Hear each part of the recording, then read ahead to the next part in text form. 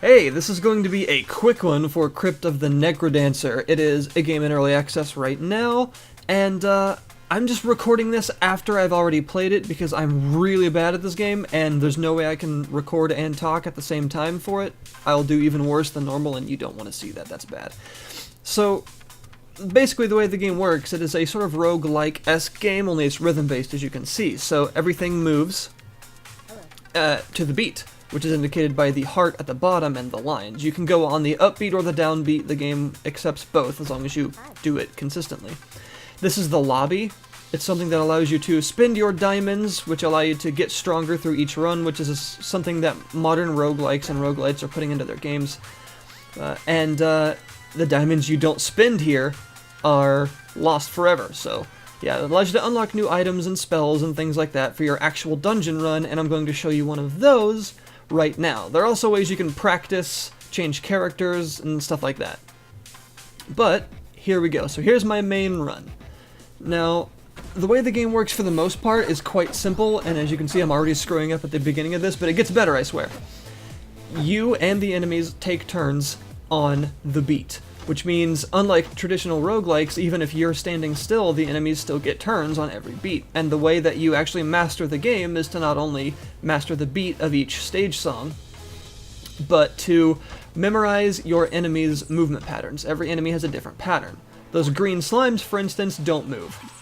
The blue slimes, which I just ran into like a moron, move every other beat in a straight up and down line, which means if you attack them from the side, you can't get hurt.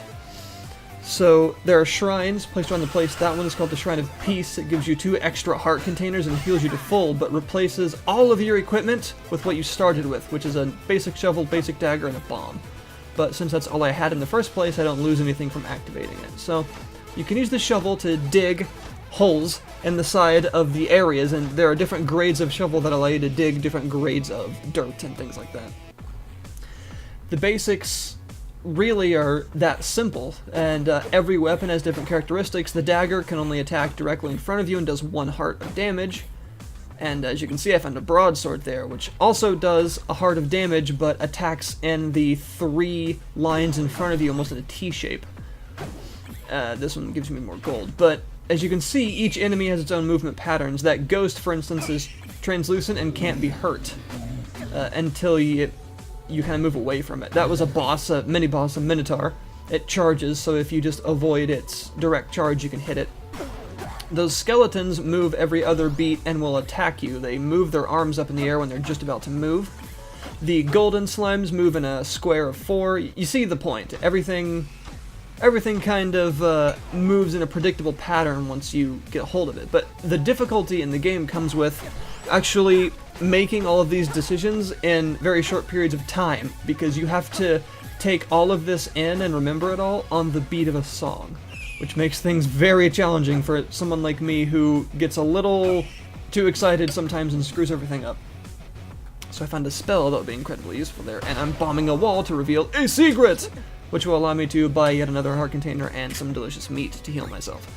So there are all kinds of secrets all over the place, bombable walls and shops that allow you to buy stuff. The gold is only stored on a run-by-run basis. It doesn't keep when you go back to the lobby. Only your diamonds do. So in traditional roguelike fashion, you use those in dungeon shops. Bought a torch, and I'm going to continue along trying to find the diamonds in these levels. I actually end up with 9 diamonds after this run, so I bought that flail you saw at the beginning. But I screwed up my first fireball shot there horribly and got attacked by an evil lemur thing.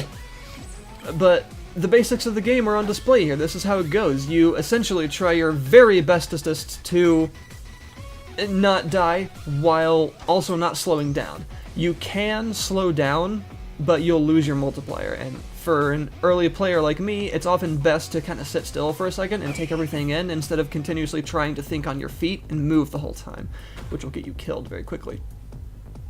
But this is the last level of the first zone before the boss, and there are 4 zones in the game right now, and different kinds of bosses, each with their own theme and magic. Necromancer uses death metal, of course, because it's a Necromancer.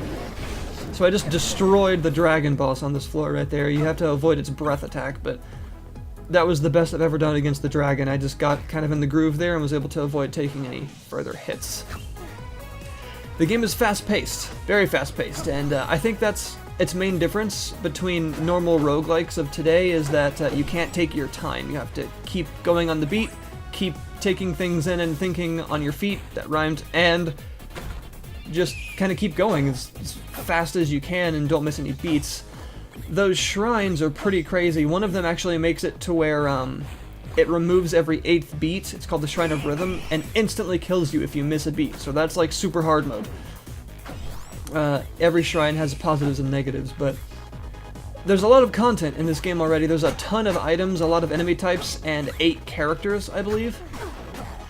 You unlock characters by beating the zones and doing other objectives. I unlocked the monk character from beating the boss here, which apparently makes it to where gold kills you, but you get a free item from every shop.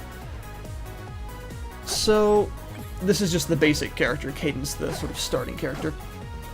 So this is the way the game goes, continuously, just sort of going through, learning the enemy types. I might bring you a video of the second zone at some point, I probably will, because there's just so much content in this game right now that I can't really show it off just in one video.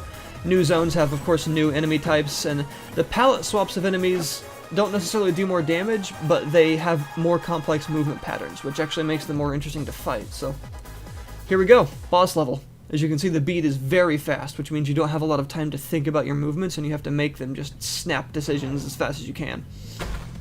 It's quite a challenge, but here we go. It starts with a shield and a ton of ghosts, and will summon skeletons along the fight. This really tripped me up at first, but eventually I got in the groove, and he'll keep blinking around the place, and he'll fire off that fireball spell as well. But I hit him with that, and now he's just about dead, so the game is extremely fast-paced, which is why this video is so short. It's already done. That's it. Boss dead. So yeah, this has just been a really quick little overview of the game. I think it's super interesting, and I think the best way to show it off is in a quick video. So thanks for watching, and I'll bring you a Zone 2 video fairly soon as well. Link is in the description, and I'll see you guys next time.